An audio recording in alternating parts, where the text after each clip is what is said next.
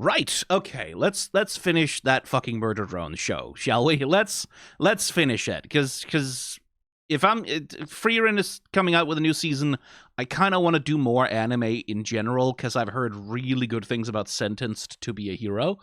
And there's a couple of other seasonal anime that are actually interesting to me this time around, which maybe, no promises, I don't want to overcommit to anything. I do want to get to Freerin. Like, that's the only thing I'm fully committed to.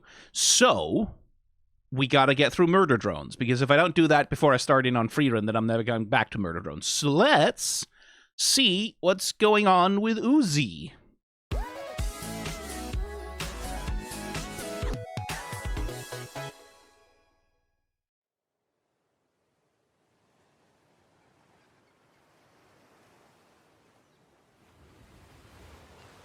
Okay.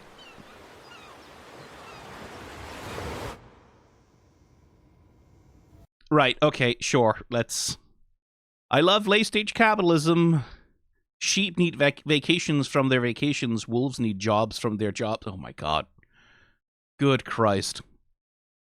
Work over personal life. Oh my god. Oh, I hate this place. Instantly. Very, very effectively done to make me immediately despise whoever built this place. Cute dogs, though.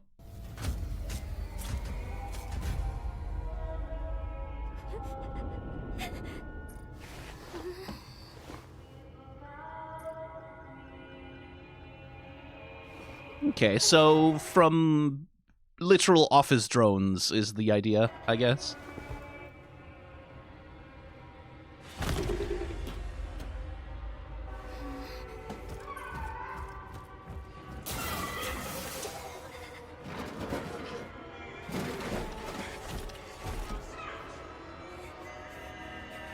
It's very difficult to hide in the dark when, like, multiple parts of your body just literally glows.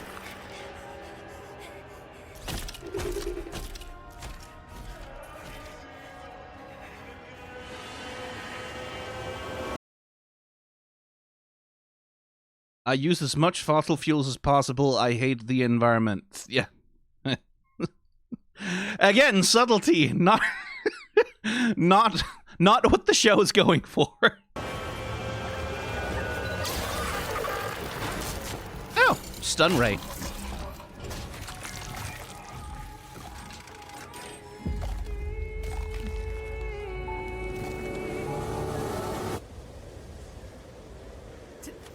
Tessa? Anne!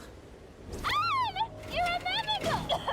Too tall, handsome, is toxic. Who's this little... Ah! Uzi, why are you here, human? Real tired of killing this one. Effective drones were cloned more. It is you. Sin disappeared. Hang on, what? Effective droves were cloned more.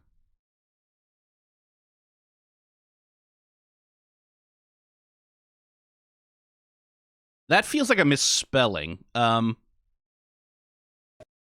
Real tired of killing this one. Effective drones were cloned more. It is you. Sin disappeared on Earth. Boss ran We away. mutually disengaged. Her last known act was sicking you lot on the human exoplanets. Why? That's what we're trying to figure out, bozo. Oh, hey, doll. That's kind of a big piece. Oh, we're just jumping right into it. Okay. Interesting setup. Okay. I need to get rid of the audio scrubbing playback again, which I always forget to do. And then when I start editing video, I'm like, why am I not getting any video playback while I'm scrubbing? Well, because I turned it off for reactions. So we're once again... Like, the show is doing what it do, right? Which is, we have this intro that seems completely disconnected from anything else. We jump back into the plot. And then we sort of instantly sort of non sequitur our way into, here's an action sequence. With very little explanation. I do quite like Tessa's character design, the way that it's expressed. Like, we have the little elements, like the bow on the baseball cap, which is just kind of funny. But then also the little stickers on the helmet. I think that's a very nice touch. Like, that implies something about the personality of whomever is underneath here, like, which is, in this case, Tessa. Like, it's a nice little touch of humanity on top of an outfit which is ultimately quite, anonymizing, being like a big faceless helmet and like a exterminator suit, essentially. So I quite like the stickers on that.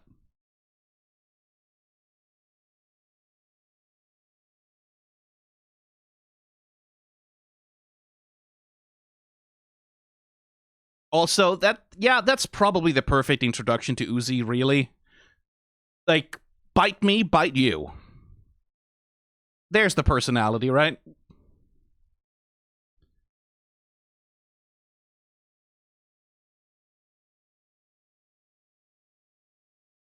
Sin disappeared on Earth. Boss ran We away. mutually disengaged. Her last known act was sicking you lot on the human exoplanets. Why?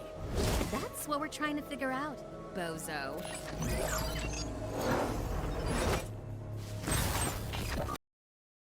I do like the effects they're using with Dahl's teleportation.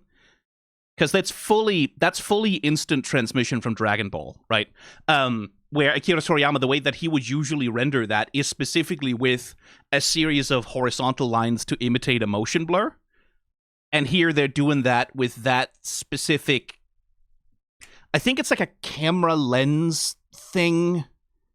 Is it anamorphic lenses that do that? That like specifically have like a horizontal distortion of the light that gets captured in them. I think it's the anamorphic lenses that do that. I can't remember. It's the reason why all the light in the J.J. Abrams Star Trek movies look the way that it does, is because of that. Right? And then connecting that vertical thing to codes. Right? Lines of code scrolling on a screen. I think that's quite clever. Like, sort of combining the aesthetics of anime-style battle teleportation with these little lines of digital aberration that sort of hint at, because like essentially the power that seems to exist in this like psychic power universal solver thing is the ability to manipulate the world in the way that you'd be able to manipulate something with a development console in a video game, right? Like, you'd be able to target something, pick it up, alter its physical properties and so on and so forth. And I like that integration quite a lot. I think that's quite well done.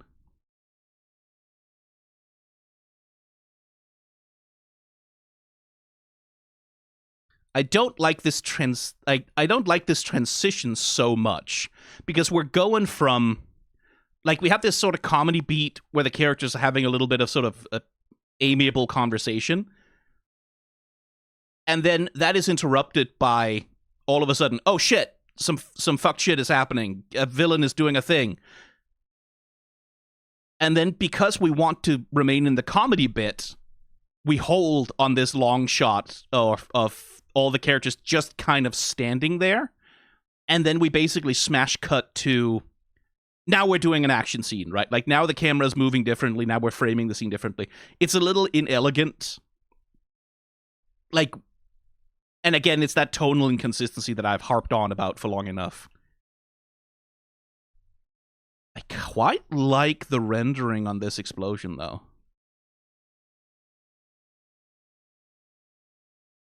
Yeah, that's a cool way to render, like, the smoke cloud. It's almost more like a... almost looks like sort of gold melting in water for a second there. That's quite cool.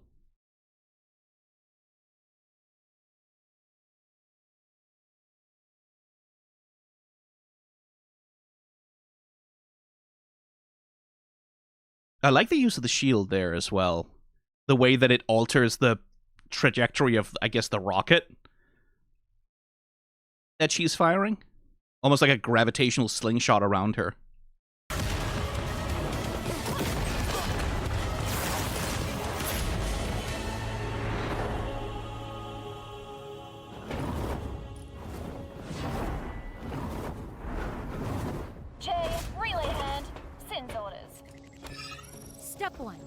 Clear drop zone of life and construct spire. Step 2. Enter labs with this symbol. Not too much to go off, but if Sin wants these labs, we burn them down. That key-bug's our way in. Jay, mind my ship.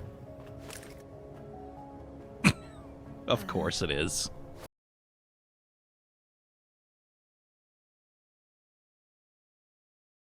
Is that a little heart pendant? Or what is that?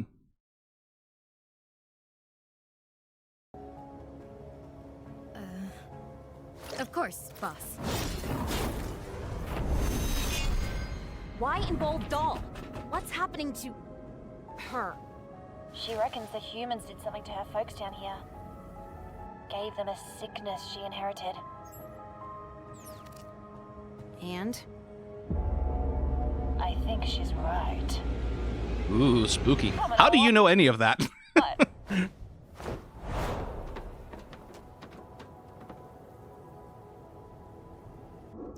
Again, nice use of Tessa's character design here.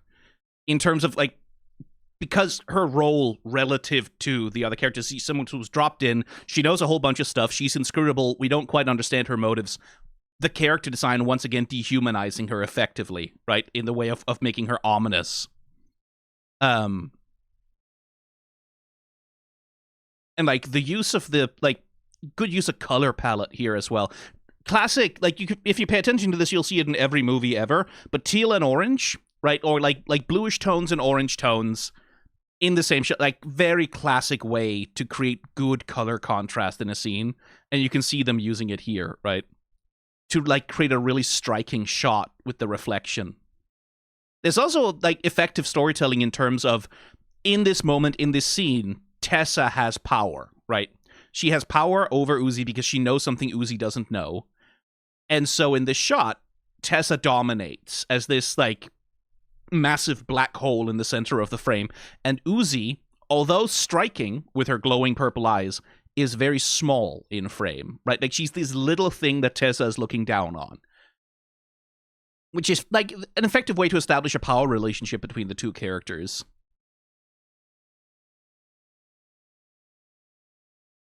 And also just on the basic level of, like, the classic way of positioning characters in a frame where Tessa is consistently towering over Uzi.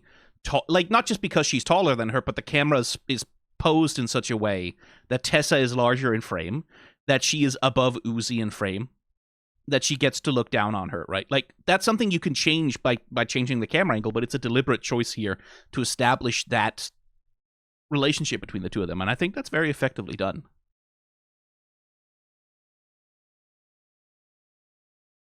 Coming or what?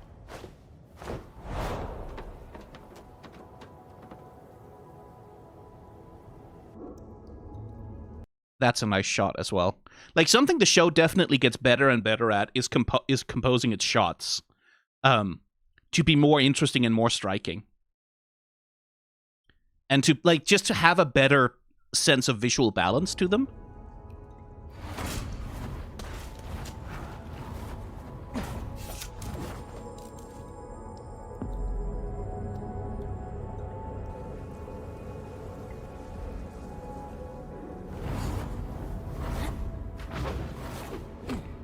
Ooh.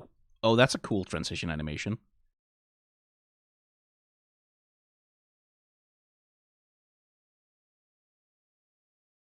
On our robot drones, it's just essentially unfurling and unfolding.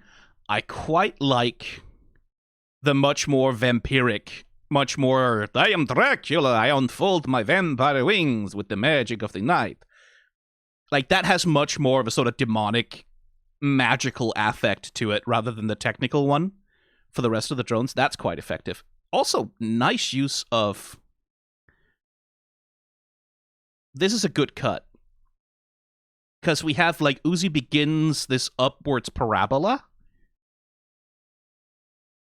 Right? And you can see that, like, it's not a exact match cut in the frame, but she completes the parabola as she enters in here and into things. So it's like, that's a very smooth, good cut on the subject. Like, really smooth transition. That's a much better than like the smash cuts that are like deliberately sort of staccato and like not well connected. At least to my mind. When you have a show that's like, again, it's that thing about mixing and matching tones. Is the secret elevator labeled?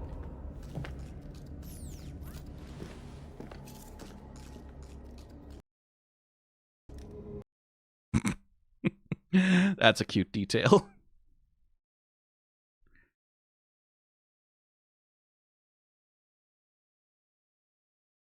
It's just munching on him. That's sweet.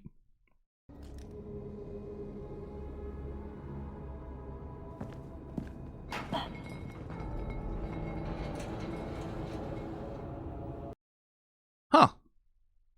That's a lot of dead murder drones.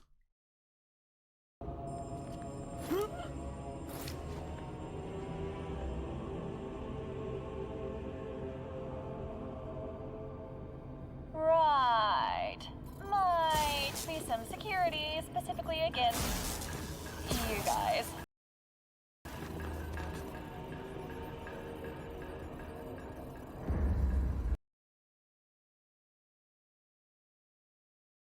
Don't look the light.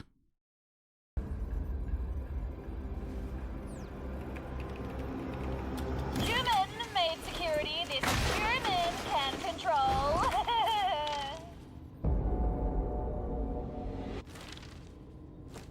Maybe.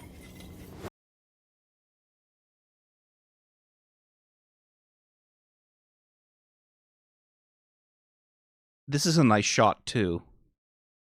Again, very good use of colors here. Bright red background, these very flat gray hands with like heavy reflectivity. It stands out really nicely, and I like the tenderness of it. Like this sort of scooping approach from below, rather than trying to grab his hand, it's more like she's trying to slide her hand into his for comfort, which I like. Like, again, as a bit of character acting, that's an effective way to establish, like, the relationship that's going on there. Human-made security this human can control. Access denied. Maybe. Anything the screw since plan. And for mom backstory, right, dude? Yeah.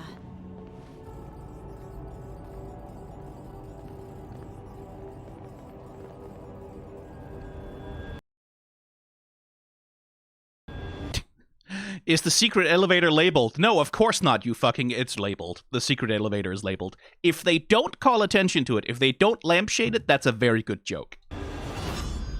No, okay, it's a bad joke now. Like, all they had to do was not do that. All they had to do was not push in on it. If they had just left it so that, yes, the elevator is labeled and we're not pointing it out, then that would have been a very good joke. Now it loses the subtlety. Fair enough, though. Huh. Radio. Sources say that was... Except I'm going this way, don't take me to Kansas!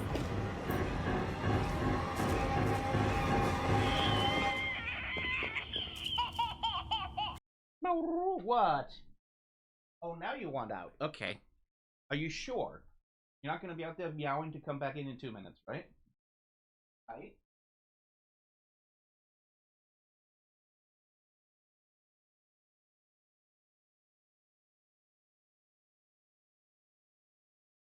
He's absolutely going to be there meowing to get back in 2 minutes.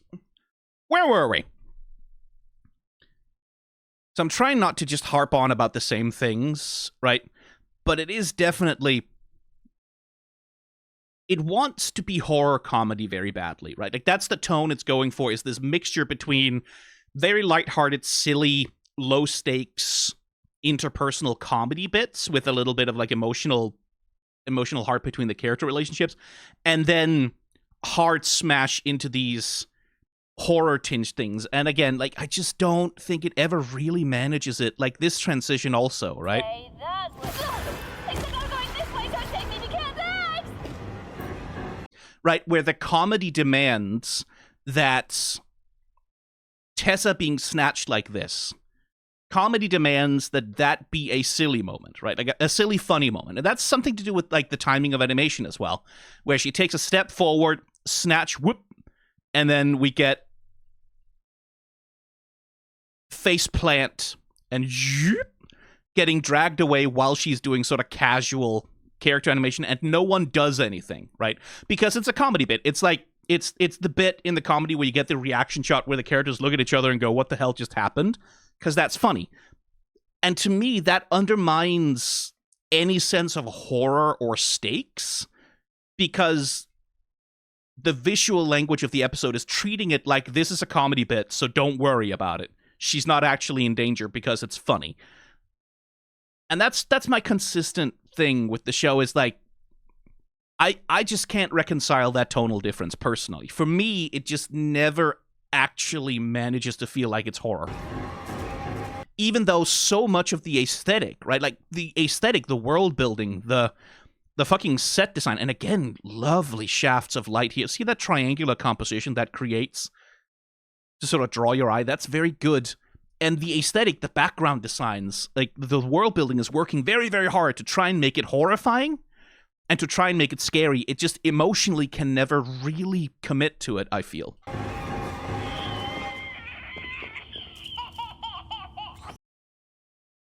Right? You see it here again, right? Like we have this, the characters are running into a scene, and then you get this horrible baby robot giggling because babies are creepy. And so how do we punctuate that? The characters are running out, and then play their animation in reverse, basically. Where they run backwards, and then we get this little Looney Tunes heads popping out kind of thing. And it's, yeah, again, I'm going to try not to harp on about it too much, but it is just the thing that keeps niggling at me, because I'd like to emotionally commit to this thing as either a comedy or as horror, or as a horror comedy. You can mix and match them, but it just... The show doesn't feel like it itself quite knows what it wants to commit to. So it commits to two things at the same time, rather than committing to one thing which is coherent. Shoot the baby immediately.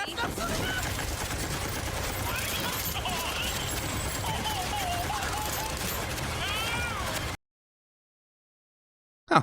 Wasn't expecting a Has-Been Hotel Egg Boy cameo. Hey Frank, how you doing? Bank accounts are a scam invented by the shadow government.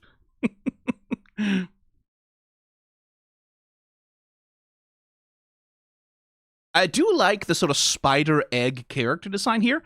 I wonder about the hat. The hat is a little bit odd to me. That implies... Again, that's not a criticism at this point. It's more that the hat implies a level of personality, especially given we get this little shot of the robot like doing the Indiana Jones thing, dropping the hat and then grabbing it. Like the hat is important to this robot. That implies some personality to it, which I'd be curious to see if that gets expanded on, because I quite like the character design here, that we have this egg that then has these like spindly spider legs, but then one single, I was about to say human arm, but this one, I guess, murder drone arm, actually. Like, that's interesting.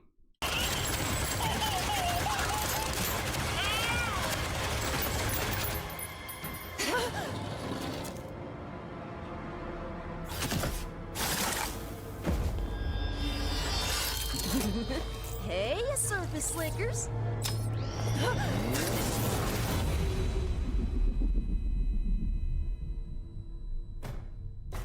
I guess we're introducing a new character.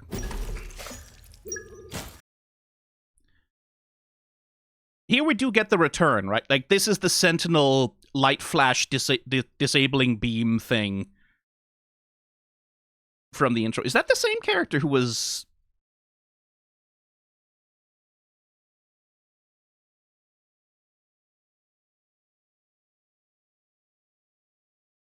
No, different eye color. It's not the same guy. Girl. Person. There he is. Morrow, you want in again?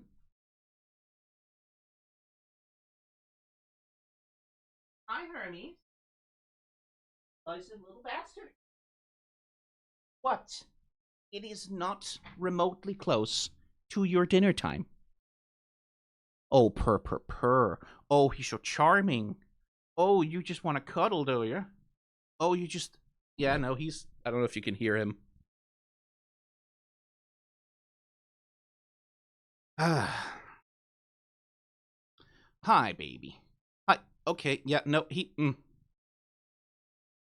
Do you want... Okay, what do you want? What do you want to do? He wants to be in my arms right now, I guess.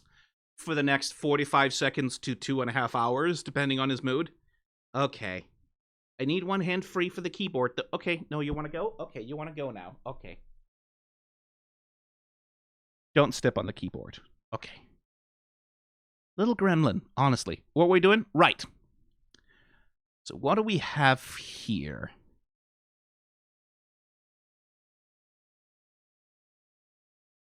Hard to tell exactly what that is. Like they look like pipes. They've got knives stuck in them. Some tech gear. Like, my initial read on the character design is this is underground survival bot scrounging bits from whatever is around to create whatever gear she needs in order to survive down here, I suppose. Hey, you surface slickers.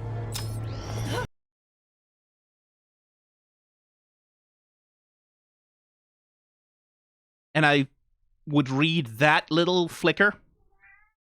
Oh, now you want out of... Oh my god.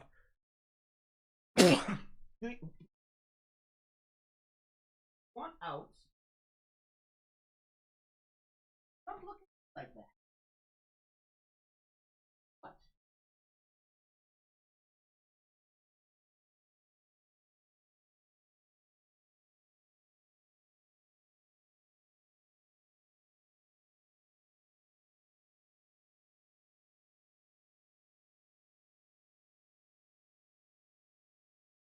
God.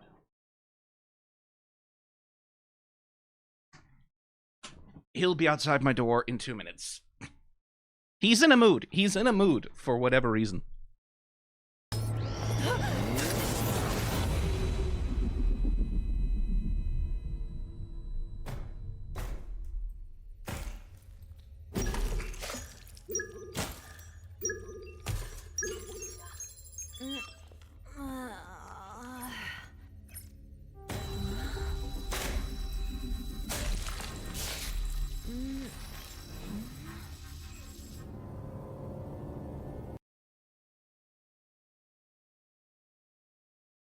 What is that a drawing of? Is that a dinosaur? Yoshi?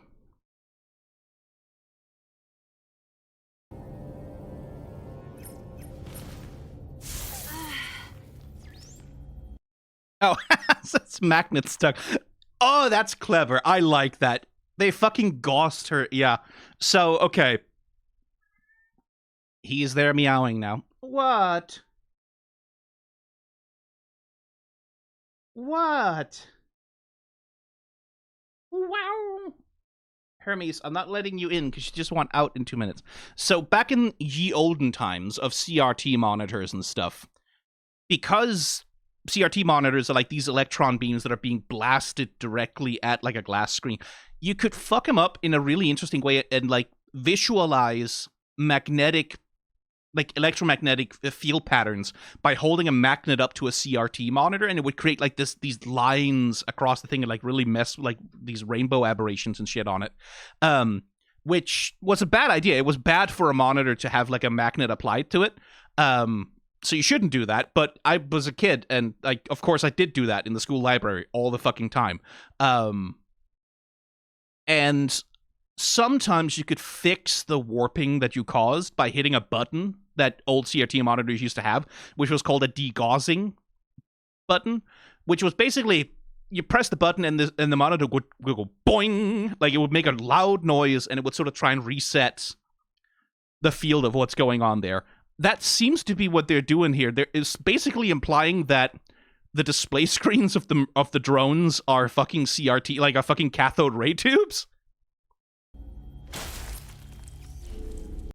Oh, cool. And I like the way that Uzi's eyes, you can see how they're being distorted out into these chromatic aberrations around. That's quite cool.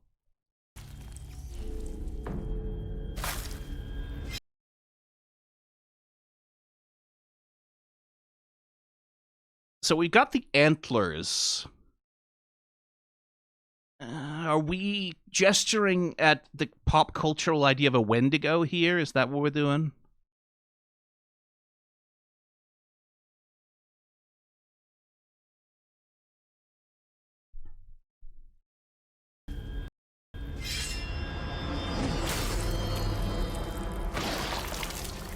Heads. You can surely only keep at most one head in that bucket. Like, there's not room for multiple heads in there. Sentinels picked at this one. I try not damage good parts. Of course, some parts are more valuable than others, ain't they? More valuable. Whoa, hey, cut that thing up and you're gonna get a big creepy worm. An improvement. Nah, heat keeps them sluggish. Ain't our first rodeo. Ooh. Interesting animation choices being made with her.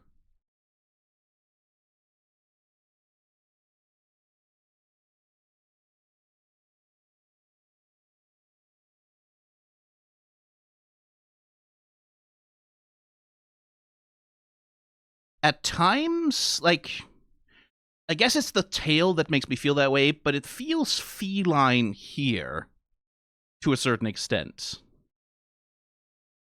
Right? And you can see how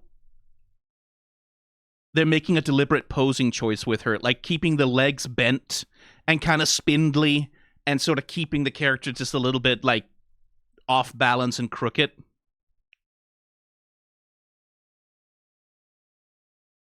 And that's sort of reinforced also just by having this dangling element of, like, the control thing that just keeps swinging, dangling off her head. It introduces these elements of instability.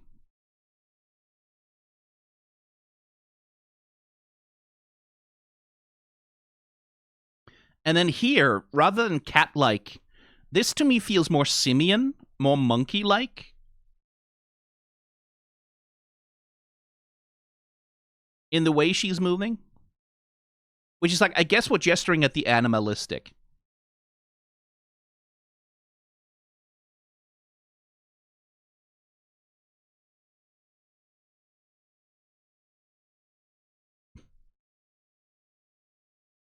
I'm going to choose to believe that that doesn't say come. Curious that she's named them, though.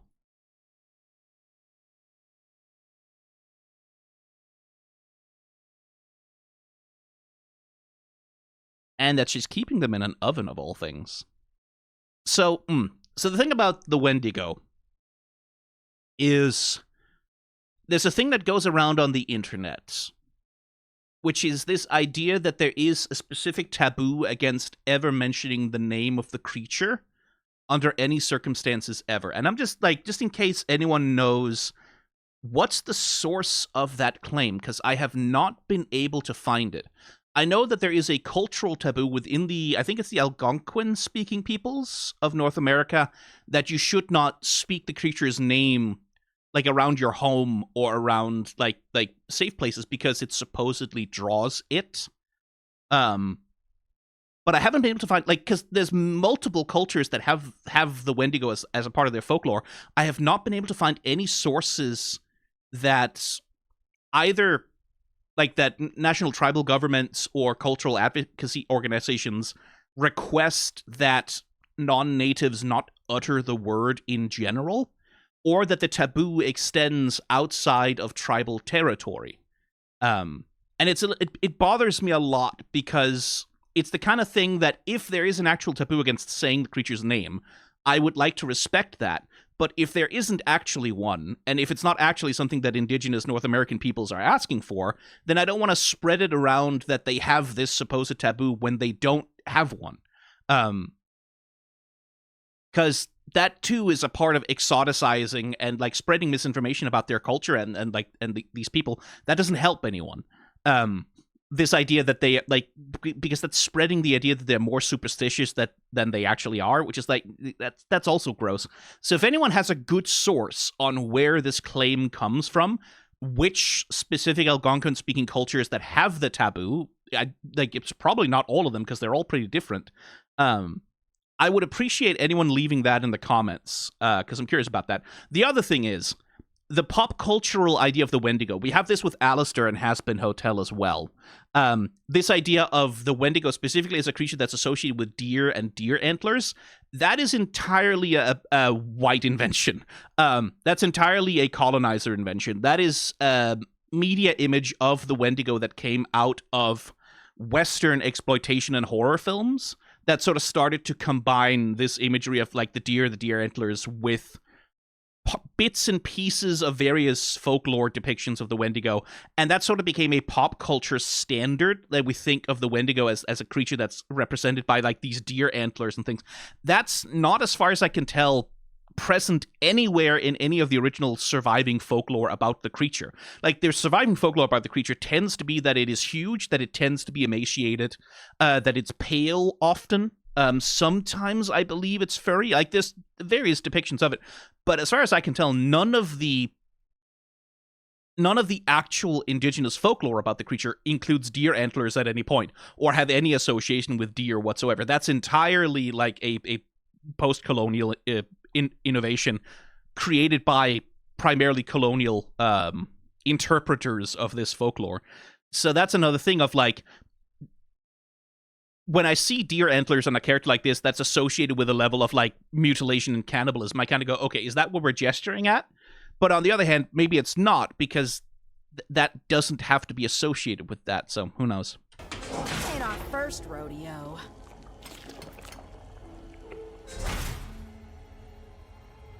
Okay, that's enough of this. Dealt with witches Name's Alice. Huh. for two. Though, ain't seen 02 since she left us to die.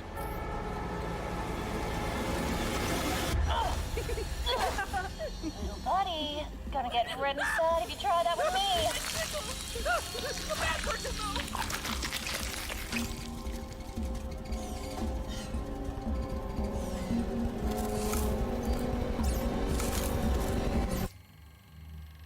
Doing great, dude.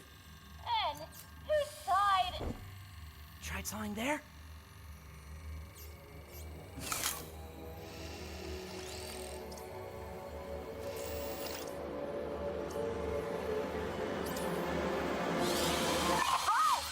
We've got Nori's kid here. Need more cities. It's biting. Quite. I do like the characterization of N as being capable of making friends with literally anyone at any time. Like, there's a level of natural charisma there, right? I do like that. That's quite funny. Also curious to me, clearly they don't know what a human is because they think the magnets ought to do it. And even though the magnets don't adhere the way they're supposed to, they're just, oh, well, we'll just duct tape them on there because that... I like that as an element of the characterization as well, right? Like, that they're encountering a human being, they don't understand that, so they're just applying the thing that is supposed to work. And when it doesn't work, they're like, well, it's supposed to work, so therefore. Gonna get red inside if you try that with me.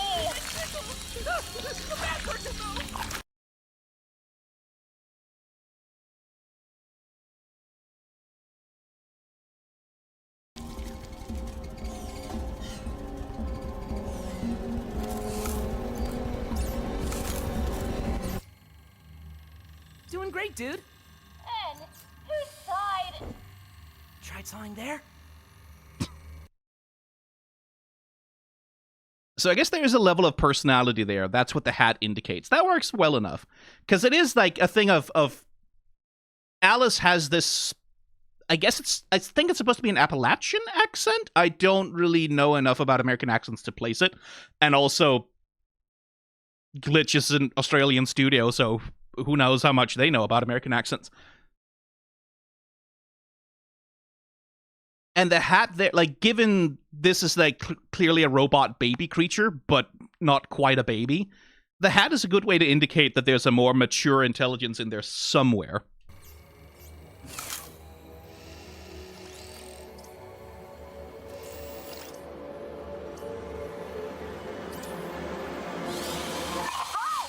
We've got Nori's kid here! Need more cities. It's biting.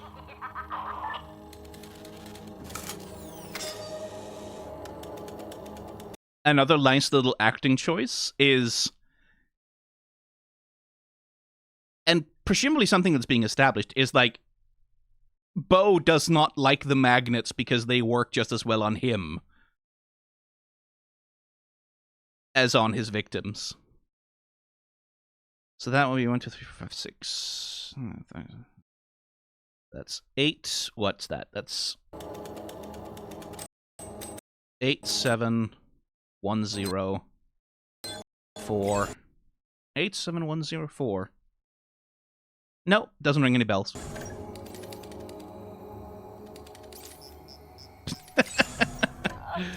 the code. Lordy. Walk and talk?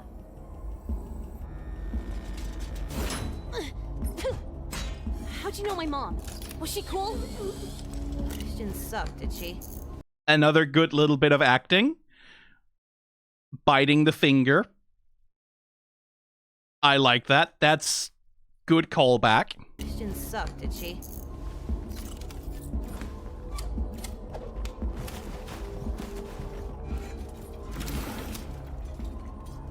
Back to the others!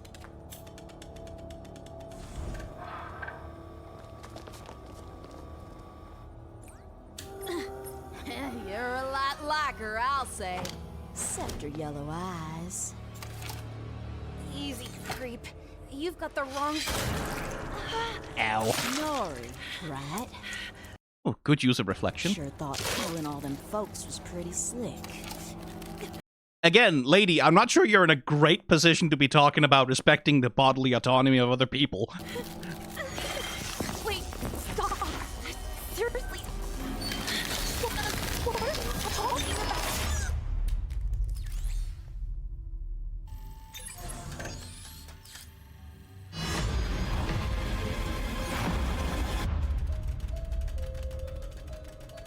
I really like the animation on Bo in a lot of places. Like, look at this arc, right? As Bo enters, holding the brim of the hat, and then we get this big, wide sweep of greeting. I like that. That's a very good little animation gesture. And it's especially because, like, there's only so much you can really do with this character because it is an egg on stilts. Right, so you have to get a lot of expression out of the one hand that he has to work with. That's a really good gesture. I like that.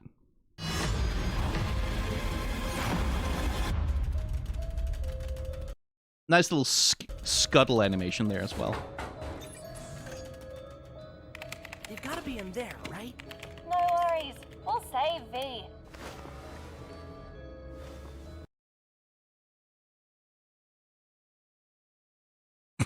Eloquent key smashing.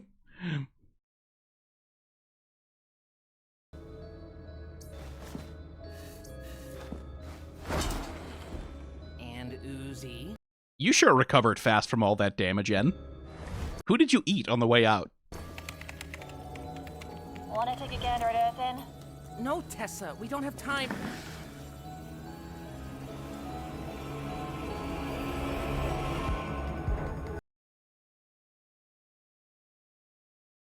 I guess the implication is that something horrible has happened to Earth, and he's being distracted by it.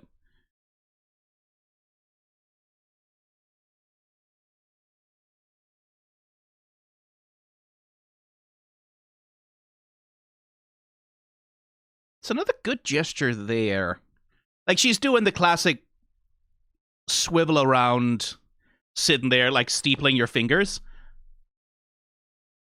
I like the way the legs are handled on that one. Like, she goes from a normal sitting position into, like, sweeping her leg up over, and you get this it's hard to tell in the darkness, but you get this, like, dangle, right? As this leg settles into position, and then the other one. Very smooth. Let's see.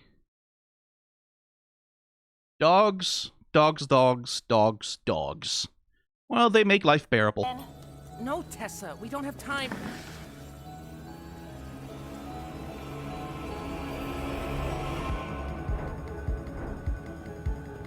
Can't leave the office, idiot.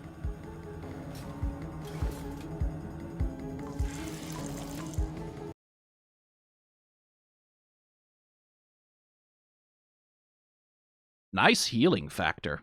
Ooh, look at that.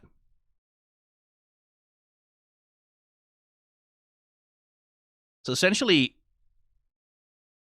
it's like a bone extends. Then we get this, like, tech chromatic aberration. And then it sort of just fills up like that. That's very cool. That's a cool effect. I quite like that.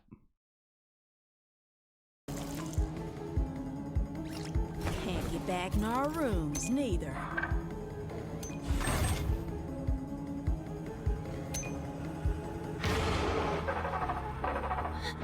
Wait. Please.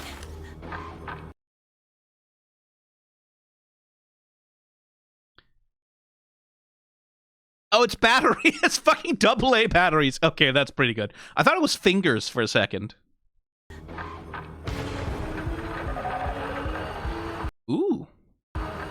Oh, so probably that drawing of dinosaurs next to the monitor was probably these sentinel critters, wasn't it? So we're doing Jurassic Park things, essentially. Cool design.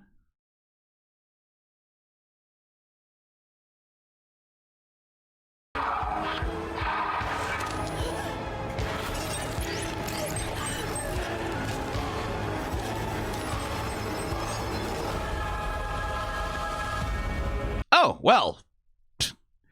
Climate change will get you.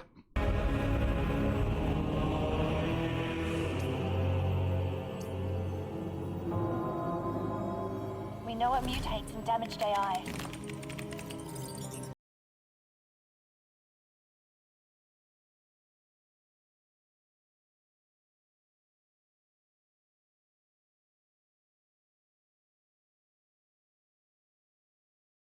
Hmm.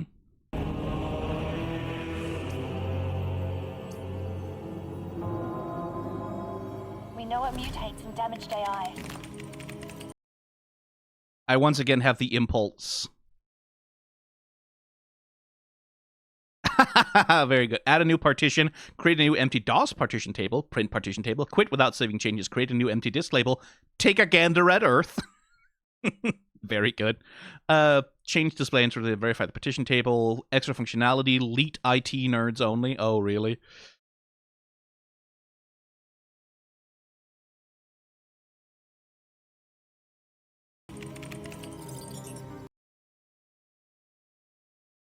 It took Sin as a host, then it took everything. The humans who saw what was happening at home thought they could understand it.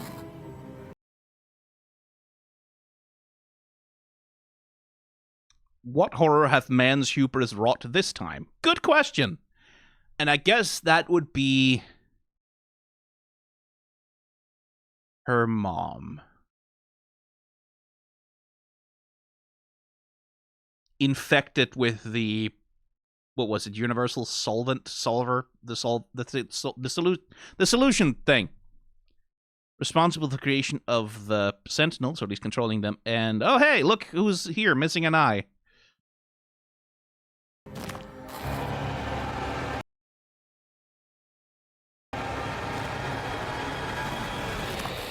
All they did was spread it. Then, Uzi, you can fix her, right? That's why you're here? I'm here to find which drones were infected. When we get to the labs and find that list, I'll need you to choose the universe over one little drone and... Again, very good use of Tessa's mask. in the sense of there's this is like a moment of, again, tenderness and sympathy, and I like the repetition of the move of, like, in the way that Uzi was not able to grab his hand earlier, Tessa does get to do it.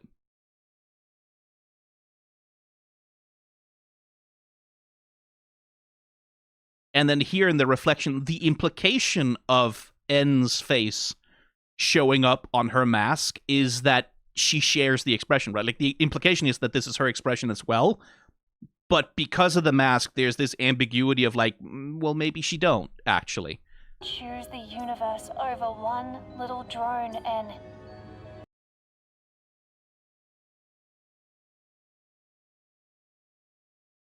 And see this as an emotional heart for N. Right? Like this thing, you need to choose the universe over one little drone. That's classic romance, right? That is classic romantic storytelling. This idea of choosing a person, like that a person can be someone's entire world, or that someone would choose the person that they care about over the world, right? That's classic romance. And that's an interesting heart to sort of gesture at, with N's arc going from being obedient murder drone, kill everyone, don't care about it, etc., to coming to care for this person to the point of all duty to anything other than the person I care about. Like, interesting. Again, something I struggle to emotionally commit to, because I don't trust that the show will, right? I don't trust that the show won't undercut it by going, hey, there are no stakes, everything's funny. self anymore. Because the stakes we're setting up here are like, oh, this is universal fucking destruction, right? Like, this is like, this virus thing is a multi-planetary threat. It could kill absolutely everyone in the universe. And once you raise the stakes that high, like, tone, again, becomes, like, the higher you raise the stakes, the harder it becomes to manage tone. Like, it's easier to be casual when the stakes are lower, which is, again, that problem where the stakes are murder and death all the time, except murder and death are not serious.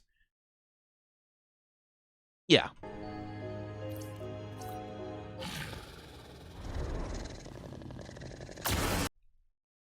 Speaking of tone management...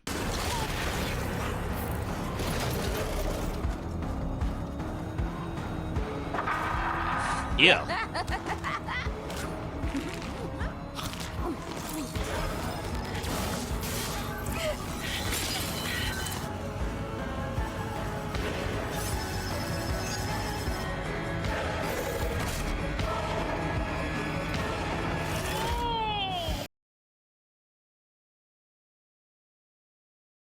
I really like the animation on that dinosaur.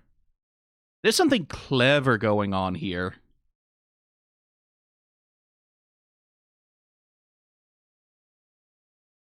Look at the way, like, the neck especially. Do you see that? Like, you see that? It's not a single volume. Like, there's this sense of a spinal flex happening. That's very good. Like, that neck moves like a biological thing with muscles in it. In a way that most other characters in this, like, this is a much more, like, I wouldn't say realistic, but this is a much more anatomical style of movement than most of the other characters ever get to do, because they are constructed the way that they are, right? Like, they have these little Max Fleischer Sonic the Hedgehog robots. So, like, seeing that flexion of, like, the like an implied anatomy.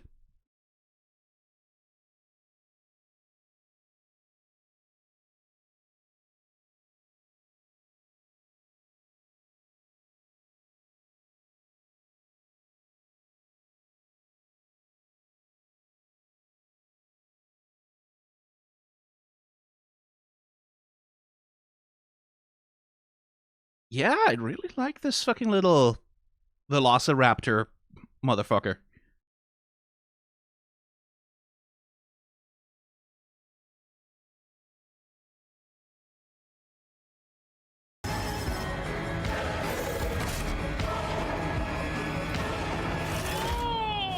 Ella?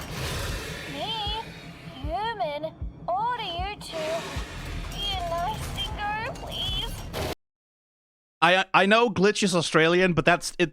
The idea that she's just calling any animal she doesn't know a dingo it feels vaguely insensitive towards Australians. All right, it's a right dingo or drop bear.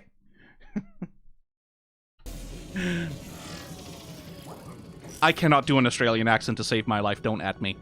Oh, we're literally doing the fucking Chris Pratt thing. Yeah, no, that yeah.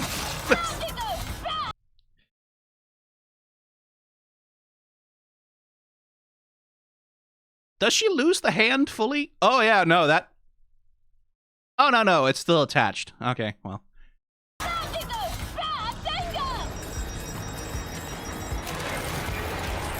Not supposed to hurt humans, though, so...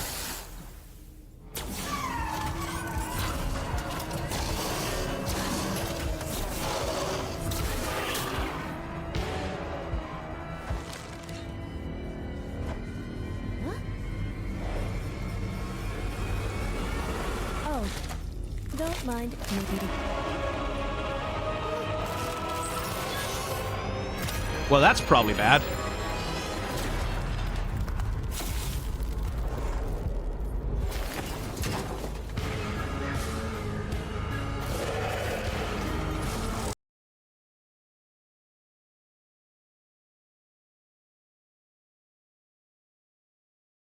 Again, good composition, like using the cone of the light here. Don't mind, maybe.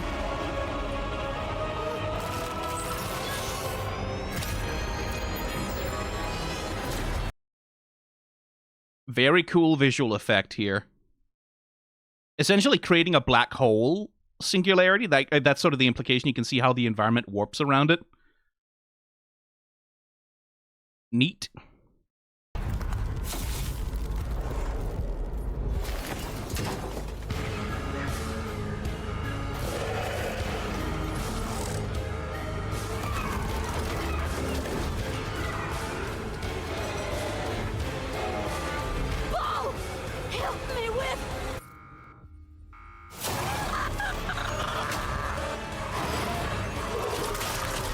Ew, well, that's not a nice way to go.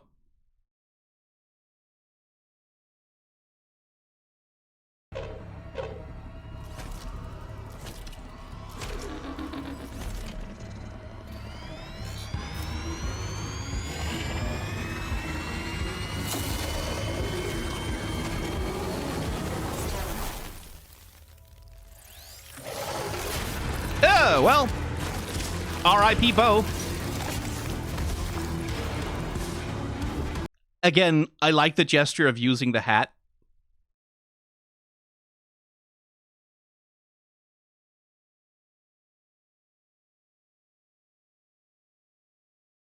Like the little tip of the hat. Again, good use of the personality that a hat affords.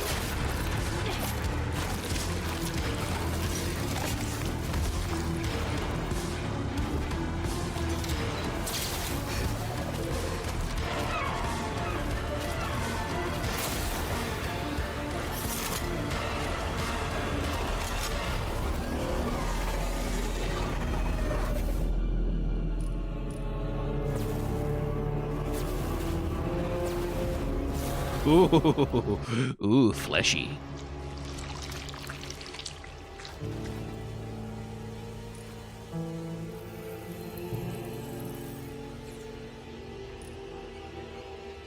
Wakey, wakey. Don't say I never did anything for... V! Is Uzi... We're leaving. I can take a squiz of You it. said you could control the Sentinels. Well, at least they can't boot loop me. We'll just Do whatever you want. En? It's okay, En. I haven't been honest with V yet. What did she tell you? Ow, my freaking head. En?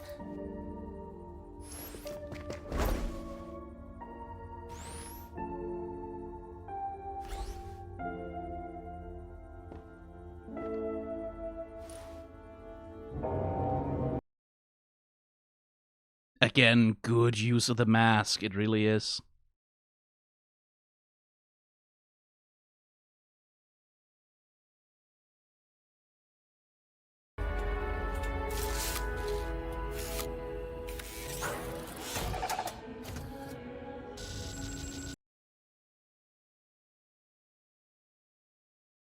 Objective, be a nice dingo. I guess something she said got through to it.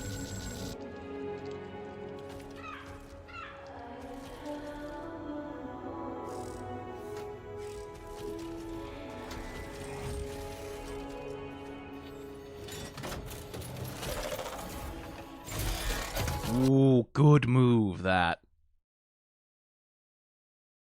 Quite infatuated with the way they handle motion on those sentinels. Like, it's a good mixture of organic and robotic. Like, that curving swoop of the neck into this very mechanical rotation around the legs.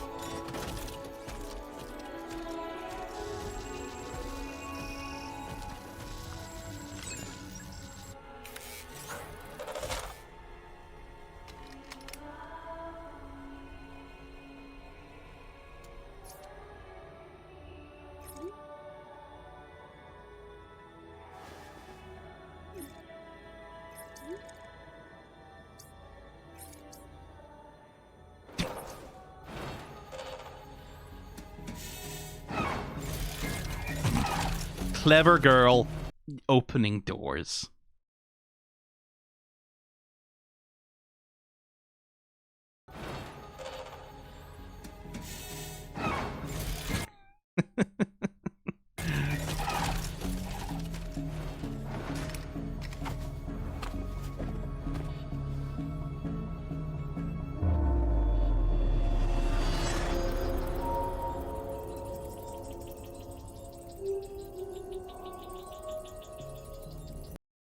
Please place me on the proximity reader, Cabin Fever Labs. That's convenient. It's a trap. Yeah, no, never mind. No!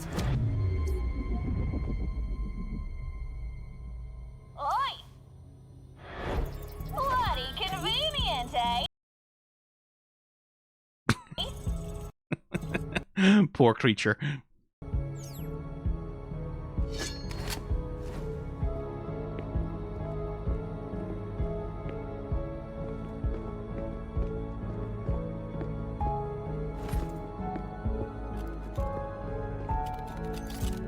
Oh, that's good.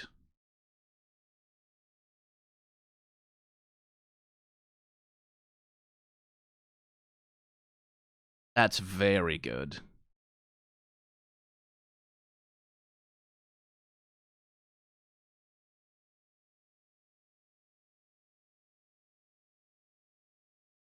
That is a very, very good little hand gesture.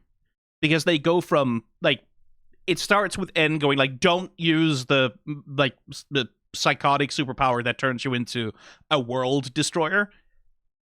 So it's first this, like, hold, slightly restraining. And they're really, I wonder how much of that is physics simulation versus pure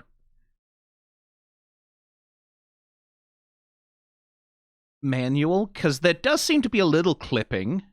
Yeah, so it's probably manual animation, but the little pull, right? Like, taking full advantage of, like, the segmented fingers that can sort of technically move like a cable, almost. Oh yeah, we're doing some clipping, but who cares? Like, that has a lot of tenderness to it. Like, this is the thing of, like, there are choices that animators make about how a character interacts with the objects that they're interacting with. Like, think of Looney Tunes cartoon. Character will pull out a hammer that's 5 times the size of them and just smack someone over the head with it, right? Like, and the hammer essentially acts as this, like, weightless thing, and the way that it impacts things is very sudden, very cartoony. Like, it's not actually accurate to blunt force trauma, right? Like, there is a specific aesthetic choice being made about how materials, how weight, how volumes interact with each other. And if you want tenderness between two characters, one of the choices that you'll usually make is that you will dial up the sensuousness of what's being portrayed, the palpability, right? Versus the very sudden like, more comedically inflected, like, strong key poses and, like, relative stiffness of a lot of other motion. If you want to really focus on the intimacy of the moment, what you do instead is you animate things in such a way that you get, like, a physical sense of the sensation of it, right? That you can see visually the palpability of what is happening, right? Like, that you can imagine in your head the sense of your hand interacting with someone's hand in that way. So there's, like, a slowness and a deliberateness and a carefulness to rendering, right, the physical sensation of intertwining your hand with someone else's. That's very well handled here. Like, this is turbo romantic. I ranted about this extensively also in, like, my reaction to Frieren. The ballroom scene between Stark and Fern, that the simple little touch of the hand, that, like, they know the same thing, right? Like, it's that a simple gesture of two hands touching can be one of the most devastatingly romantic and intimate things in all of visual media. Like, there are ways that characters can hold hands that are more intimate than fucking, right? And this is a good one.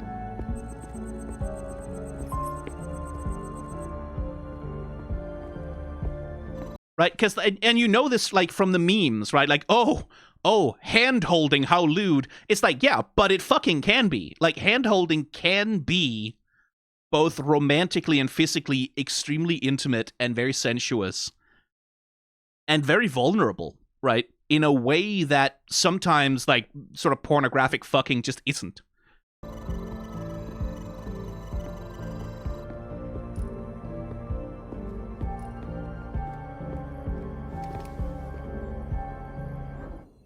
Ew. Don't date my robot, please. He's his own person! You, ew! You're mean!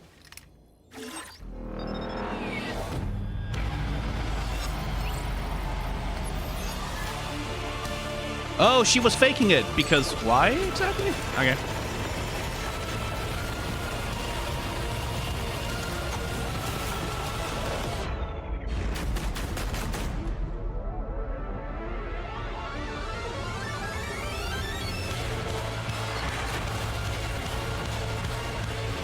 I mean, it was a trap, right? But to what end?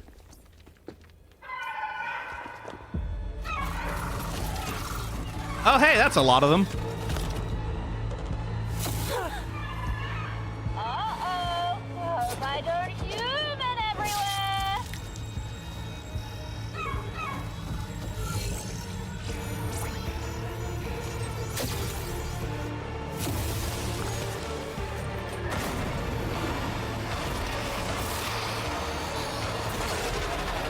Be a nice dingo.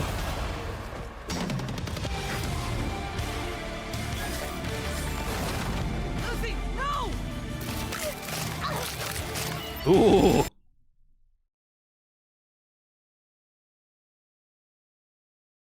I like the way that they're doing that. Like, we have this, like, again, good color contrast, right? Between the purple and the yellow. I like the way that they're representing the Solver taking over as literally like a warping of her body.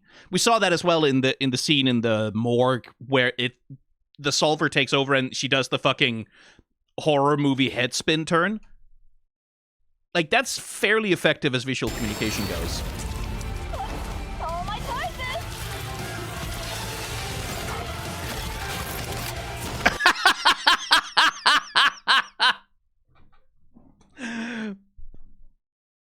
Okay, that's funny.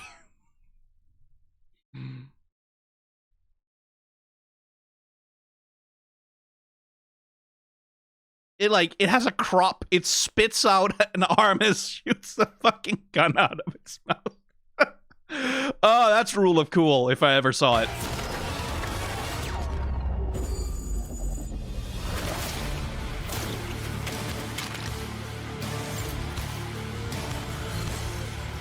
Did I get it?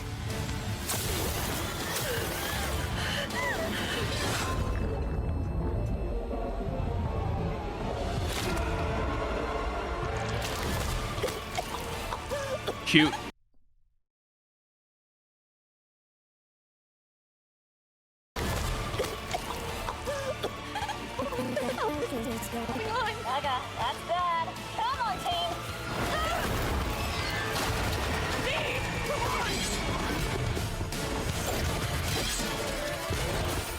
Oh, look at that fucking motion. Again, this is so rule of cool.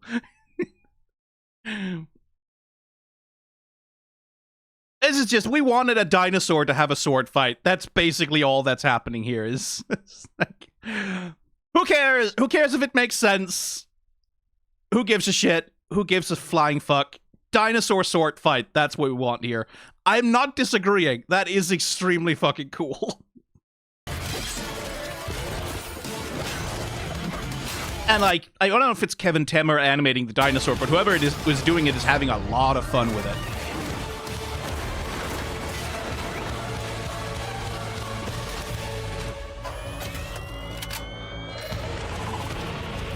I also like sunglasses as a countermeasure.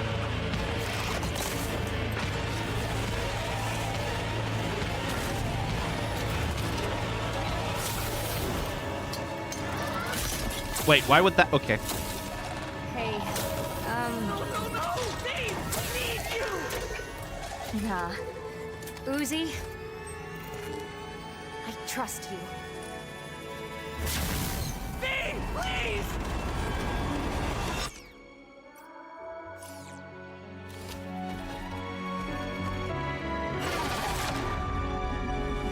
Can you set me free? Big dramatic ending there. Again, I can't engage with it emotionally, and it annoys me because I do like the characters. I do think there's some fun to be had there. There's just the way the show ping-pongs rapidly between levels of relationship and characterization without any of the connective tissue in between. A big heroic sacrifice play moment for V, it just doesn't do much for me. Because again, I don't have that sense of stakes. I don't have that sense of what's being lost if V dies, right? It's there, but it's gestured at. It's there, but it's not fully developed. Very cool final fight scene for her, though, I will say. There's going to be some flashing going on here as I cycle through this.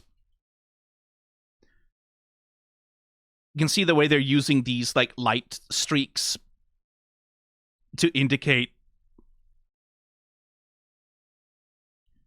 the slash of it very effectively.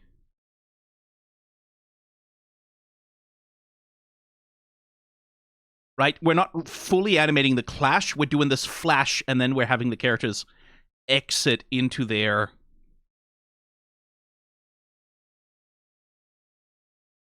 end poses. I like this shift here. I think that's very effectively communicated. You can... don't stare at her ass too much, would you? But you see this motion she begins, where, like, you get this downward shift in the hips, catch the weight on the hips, and then that motion propagates back out to the arm, and then the gun comes out.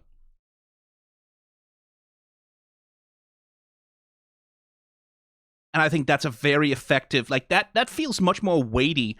A lot of the time when they shift weapons in murder drone forms, it feels very weightless. Like, the weapons just kind of come out. This one feels like that's a physical shift in her body that produces something else. And you can see the drag, right, as she begins to swing it around, the way that the barrel gets deformed so that it stays there in order to create that tension for the swoop.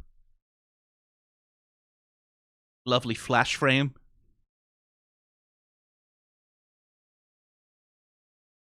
I still am very much on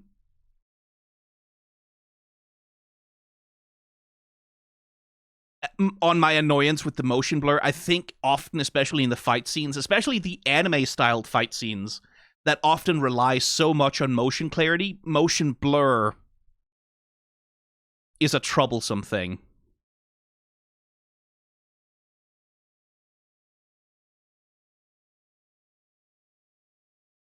How it knows that that will bring the elevator back up, who can say?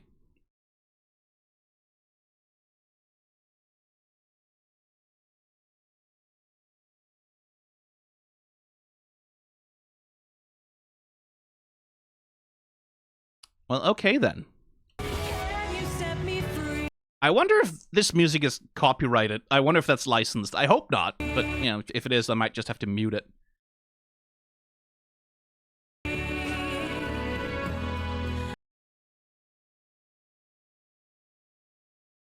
Will you take my soul away?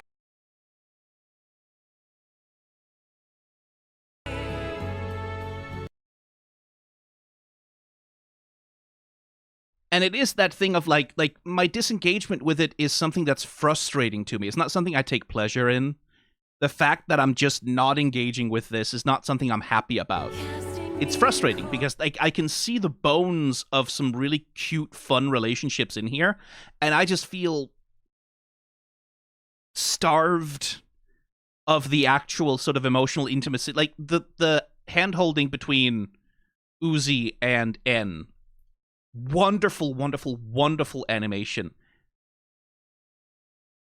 It's partly wonderful because it's a culmination of an unfulfilled yearning, right? Like, which is what we established at the start of the episode, is that Uzi really wants to hold N's hand, but she doesn't have an opportunity to, or she can't. So it's this fulfillment of like a yearning for connection.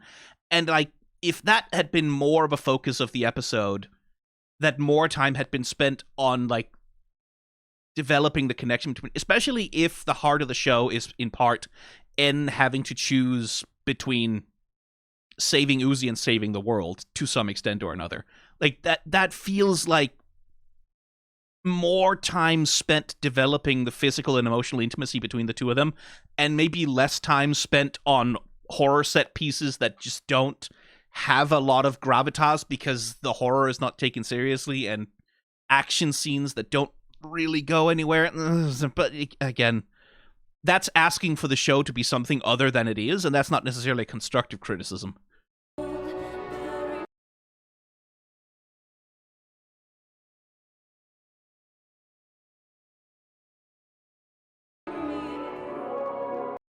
And like, one advantage of having things so thinly sketched as this is like, this is the kind of thing that encourages fan fiction in people. Like, I'm sitting here in my head right now, I'm writing like, okay, if I wanted to emphasize the aspects of the show that I actually like, that I actually enjoy, what would I do? How would I restructure the episode? What would we be spending more time on? And that's fan fiction. Like, I'm writing fan fiction in my head right now, right?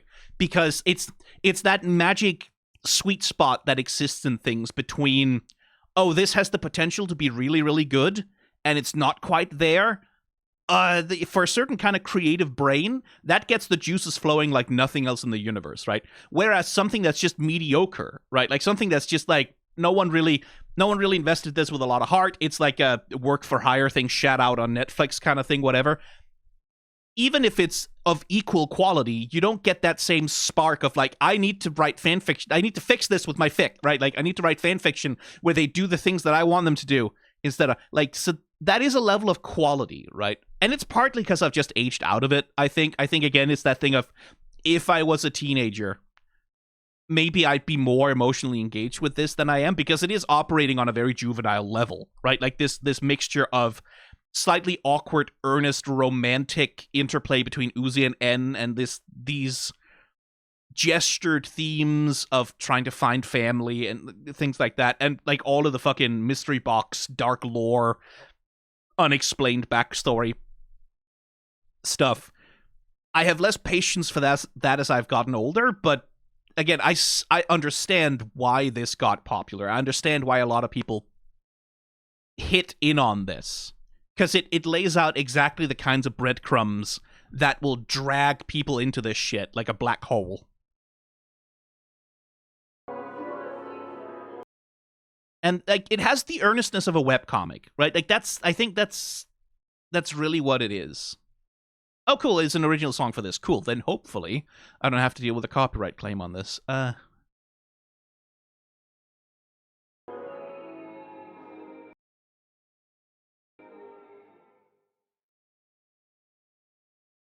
It has the earnestness that drags in an audience like this. I fully understand how it got to be as popular as it was.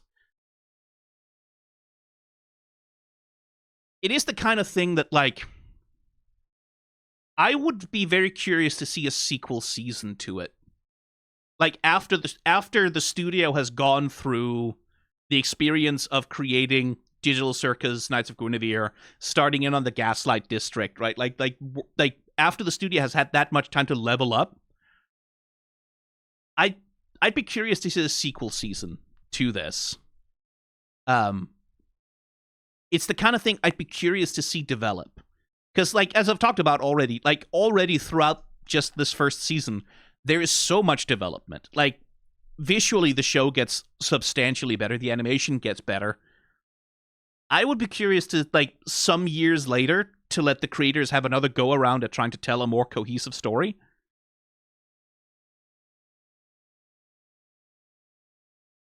Because I am willing to be charmed by this.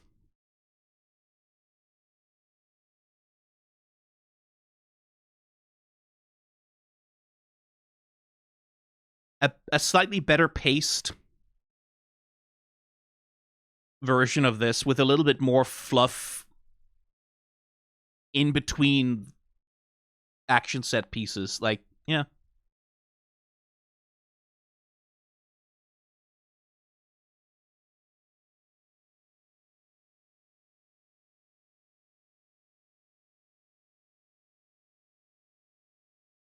Cool.